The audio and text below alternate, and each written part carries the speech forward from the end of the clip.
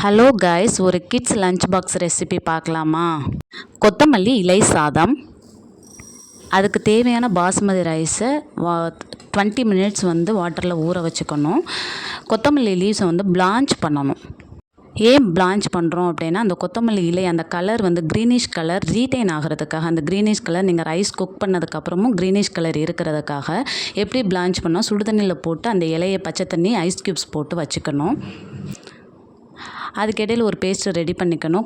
Blanche பண்ண கொத்தமல்லி leaves, வெள்ளைப்பூடு, இஞ்சி போட்டு ஒரு பேஸ்ட்டு ரெடி பண்ணி வச்சுக்கணும். என்கிட்ட இஞ்சி பூண்டு பேஸ்ட் இல்லை. இஞ்சி பூண்டு பேஸ்ட் இருந்துச்சுன்னா நீங்கள் அதை கூட யூஸ் பண்ணிக்கலாம்.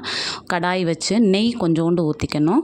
அதுக்கப்புறம் கடலெண்ணெய், பிகாஸ் கொஞ்சமாக நெய் ஊற்றிக்கங்க. ஏன்னா தேங்காய் பால் ஊற்ற போகிறோம், அதனால் இன்னும் கொஞ்சம் ஹெவியாக இருக்கும். அதுக்காக கொஞ்சமாக ஊற்றிக்கங்க. ஒரு பெரிய வெங்காயம் போட்டு நல்லா சாட்டே பண்ணிவிட்டு, நம்ம அரைச்சி வச்சுருக்கிற கொத்தமல்லி இலையை ஊற்றி, ரைஸ் போட்டு, தேங்காய் பால் ஊற்றி, தேவையான அளவு தண்ணி, உப்பு எல்லாமே போட்டு நல்லா கலக்கி விட்டு 2 விசில்ஸ் மட்டும் விட்டால் போதும். அதுக்கப்புறம் பார்த்தா அந்த கொத்தமல்லி அந்த இலை பச்சை நிறம் அப்படியே இருக்கும்.